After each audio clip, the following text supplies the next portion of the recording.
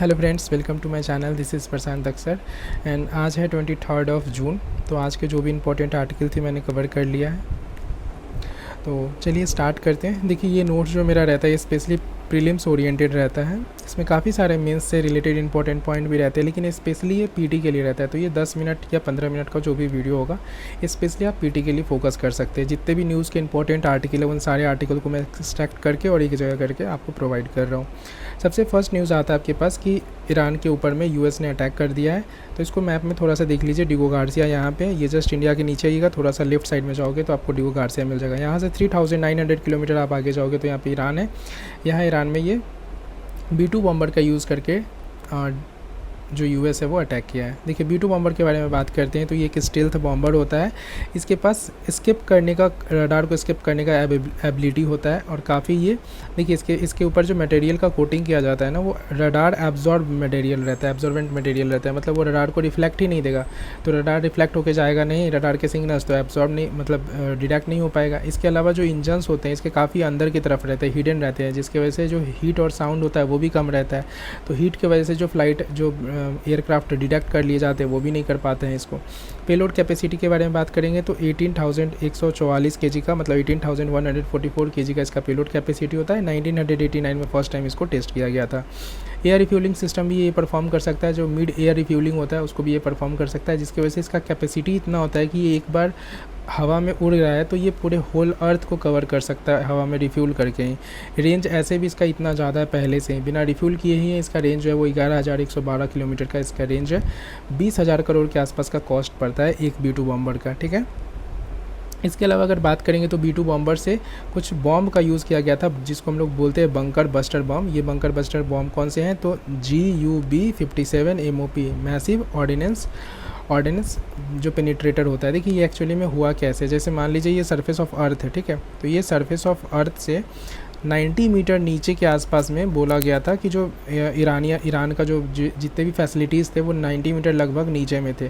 और ये जो B-2 बॉम्बर गया है, ये बंकर बस्टर बॉम्ब गिरा है, ये 60 मीटर तक पेनिट्रेट कर सकता था। तो यूएस ऐसा क्लेम कर रहा है कि पहला बॉम्ब गिरा है 60 मीटर पे, तो ये 60 मीटर पेनिट्रेट कर दिया मान लीजिए। सेकेंड बॉम्ब फिर से इसके ऊपर ही गिराया गया, तो फिर ये तो इतना तो खाली हो गया था, अब ये फिर से अगला 60 मीटर तक पेनिट्रेट किया है और ये पूरा का पूरा जो इसका फैसिलिटीज़ था उसको डिस्ट्रक्ट कर दिया है। लेकिन ईरान बोल रहा है कि ऐसा इतना ज़्यादा डिस्टर्बेंस नहीं किया गया, डिस्ट्रक्ट नहीं हुआ है।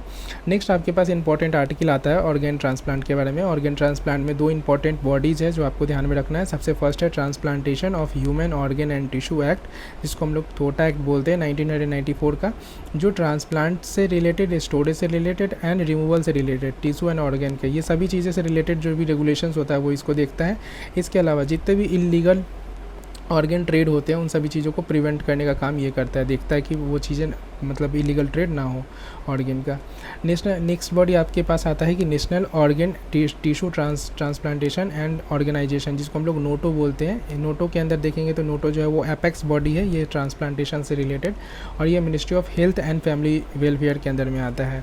ये मेंटेन करता है जितना भी आपका रजिस्ट्री होता है ना, ट्रांसप्लांट हुआ तो उसको एक जगह नोट करने का काम होता है, तो वो इसी के अंदर में होता है। नोटो करता है कि जितना भी ट्रांसप्लांटेशन होता है उन सभी का रजिस्टर ये मेंटेन करता है। इसके अलावा मॉनिटरिंग करता है कि सारे के सारे जो ऑर्गन एलोकेशन है और जितना भी ट्रांसप्लांट किया जा रहा है उन सभी चीज़ को ये मॉनिटर करता है। एंड इसके अलावा अवेयरनेस एंड कैपेसिटी बिल्डिंग जो है ये भी परफॉर्म करता है। तो ये इसके 3 फंक्शंस ध्यान में रखने कि मेंटेन करेगा, साथ साथ मॉनिटरिंग करेगा, प्लस अवेयरनेस भी देगा।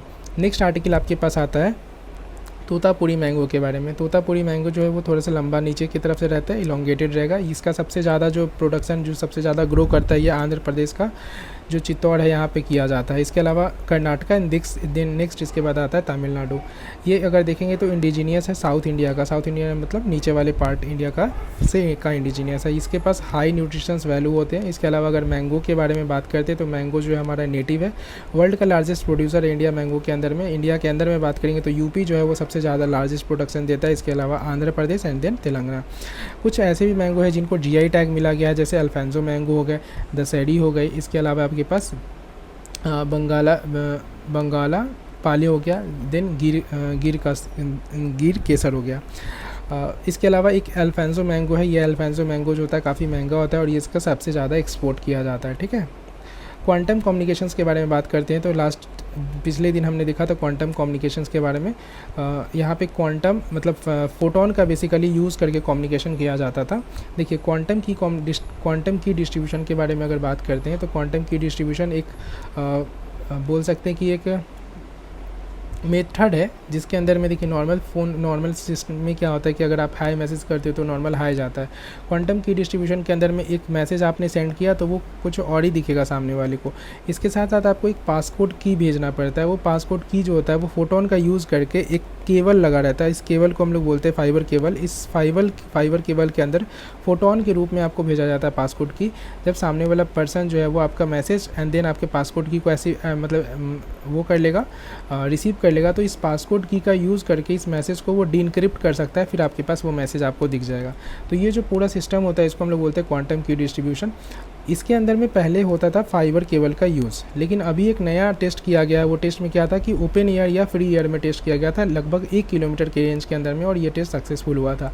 अब इसी को ब्रॉड बेस पे करने के बारे में बात किया जा रहा है कि होल इंडिया में ऐसे क्वांटम जो कम्युनिकेशन हम लोग कर सकते हैं फोटोन का यूज़ करके, तो ये फ्यूचर में कंटिन्यू आते रहेगा। तो इसको हम लोग देखते रहेंगे। तो क्वांटम कम्युनिकेशन क्या होता है, फोटोन का यूज़ करते हैं हम लोग, और इसमें 2 मैसेजेस, एक मैसेज रहता है, एक पासकोड की रहता है उसका। ठीक है, नेक्स्ट आर्टिकल आपके पास आता है IAEA के बारे में, that is international atomic energy agency. इसके बारे में अगर बात करेंगे तो इंडिया इसका मेंबर है। 178 मेंबर आते हैं। वेना ऑस्ट्रेलिया के अंदर में इसका हेडक्वार्टर है। 1956 से ये सेटअप किया गया था, 1956 में। इसके अलावा अगर बात करेंगे तो ये एक ऑटोनोमस बॉडी होता है, लेकिन ये रिपोर्ट करता है UN जनरल असेंबली जो होता है उसको, और UN सेक्रेटरी काउंसिल जो होता है उसको। इसके स्ट्रक्चर के बारे में बात करेंगे तो इसके स्ट्रक्चर में 3 बॉडी ध्यान में आपको रखना है। सबसे फर्स्ट में आता है जनरल कॉन्फ्रेंस। जनरल कॉन्फ्रेंस के अंदर 178 मेंबर जो रहते हैं वो एनुअली मिलते हैं। दूसरा आपके पास बोर्ड ऑफ गवर्नर्स, जिसके अंदर 35 मेंबर्स होते हैं। यही बोर्ड ऑफ गवर्नर का भी मीटिंग होने वाला है, इसलिए ये न्यूज़ में है। एंड थर्ड जो आता है सेक्रेटरीट, ये जो होता है इसको लीड करता है डायरेक्टर जनरल, और जितने भी डे टू डे ऑपरेशंस होते हैं ना, इस डे टू डे ऑपरेशंस को मैनेज करता है ये सेक्रेटरीट। ठीक है, अगर IAEA के बारे में बात करेंगे तो इंडिया को ये सेफगार्ड प्रोवाइड करता है कुछ चीज़ों में, कुछ मतलब वैसी जगह पे जहाँ पे यूरेनियम जो है वो इंपोर्ट किया जा रहा है। जैसे India US civil nuclear deal हुआ था 2008 के अंदर में, जिसमें US जो है हमको काफ़ी सारा यूरेनियम जो है इंपोर्ट करता है। तो इंपोर्टेड यूरेनियम में IAEA जो है वो हमको सेफगार्ड करता है, देखता है कि हमारे यहाँ कुछ जो भी यूरेनियम मतलब बाहर से आ रहा है, इंपोर्ट किया जा रहा है, वो इनरीच ना हो, बॉम्ब बनाने में यूज़ ना हो, तो इसलिए उसका सेफ गार्ड ये करता है। लेकिन जो हमारे पास इंडिजीनियस है, जो इंडिजीनियस यूरेनियम है हमारे पास, उन चीज़ों का, उन फैसिलिटीज़ का ये मतलब उन फैसिलिटीज़ को ये सेफ गार्ड नहीं करता है, क्योंकि हम लोग जो है वो NPT नॉन प्रोलिफिकेशन ट्रीटी के मेंबर नहीं है। नेक्स्ट न्यूज़ आता है आपके पास ईरानियन पार्लियामेंट है वो मतलब पार्लियामेंट में वोट किया गया कि स्टेट ऑफ हॉर्मुज़ को ब्लॉक कर दिया जाए, तो उसके लिए ये न्यूज़ में आता है। State of Hormuz bar bar news में आ रहा है, एक बार फिर से देख लेते हैं। यहाँ पे स्टेट ऑफ हॉर्मुज़ है, यहाँ पे एक पर्सियन गल्फ है। पर्सियन गल्फ से स्टेट ऑफ हॉर्मुज़ के थ्रू यहाँ बाहर जा सकते हैं। सऊदी अरब जो है वर्ल्ड का सेकेंड सबसे लार्जेस्ट कंट्री है जो सबसे ज़्यादा ऑयल प्रोड्यूस करता है। फर्स्ट में आता है US, तो इसलिए यहाँ का बहुत सारा ऑयल यहाँ से जाता है। फिर प्लस यहाँ पे ये आपके पास कतर है। कतर है, ये कतर जो है लार्जेस्ट एक्सपोर्टर है लिक्विफाइड नेचुरल गैस का। तो यहाँ से ऑयल और नेचुरल गैस बहुत सारे यहाँ से जाते हैं। तो अब बात किया जा रहा है कि इसको स्टेट ऑफ हॉर्मुज़ को बंद करने के लिए, इसलिए ये न्यूज़ में आ रहा है ईरान पे अटैक कर दिया गया, इसलिए ये स्टेट ऑफ हॉर्मुज़ जो है वो 20% ऑफ ग्लोबल ट्रेड ऑयल इसी स्टेट ऑफ हॉर्मुज़ के थ्रू होता है। ठीक है, अब इंडिया के कंडीशंस में इंडिया के तरफ से देखते कि क्या क्या हमारे यहाँ कैसा सिचुएशन है ऑयल को लेके, क्रूड ऑयल को लेके। तो 80% हमारे यहाँ जो ऑयल का रिक्वायरमेंट है वो हम लोग इंपोर्ट करके पूरा करते हैं। अब ये चीज़ें डाइवर्सिफाइड हो गई, मतलब अलग अलग सोर्स से लेते हैं, क्योंकि कुछ सालों पहले ऐसा हुआ था, प्रॉब्लम हुआ था, जिसमें हम लोग एक सोर्स ज़्यादातर 2-3 सोर्स से ही लेते थे, डाइवर्सिफाइड नहीं था, तो प्रॉब्लम हो गया था। तो इसके वजह से अभी हमारे पास सऊदी अरबिया, रसिया हो गया, US हो गया, इराक हो गया, UAE हो गया, ईरान इसमें नहीं आता है। ईरान से हम लोग बहुत ज़्यादा ऐसा कुछ एक्सपोर्ट नहीं करते हैं, इंपोर्ट नहीं करते हैं क्रूड ऑयल। ठीक है, इंडिया के बारे में अगर बात करते हैं तो इंडिया जो है 3rd लार्जेस्ट कंज्यूमर है ऑयल का। ठीक है, तो जो क्रूड ऑयल है इसका सबसे 3rd लार्जेस्ट कंज्यूमर। हम लोग लार्जेस्ट के बारे में अगर बात करेंगे तो प्रोड्यूसर लार्जेस्ट USA है, देन उसके बाद सऊदी अरबिया आता है, देन रसिया। कंज्यूमर के बारे में बात करेंगे तो USA आता है, चाइना आता है, देन आएगा इंडिया।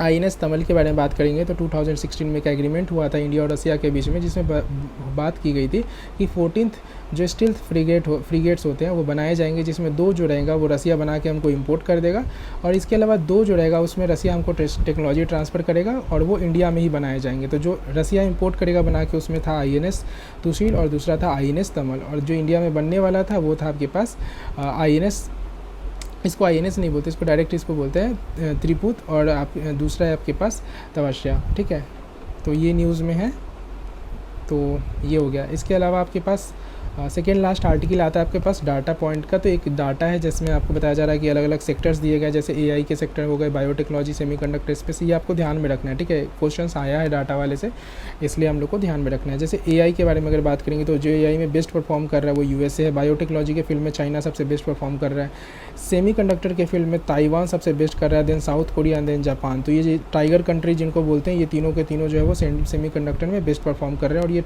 35% ऑफ वेटेज लेके चलते हैं, जो आगे आने वाले फ्यूचर में जिसका सबसे ज़्यादा यूज़ होने वाला है उसका ये वेटेज है।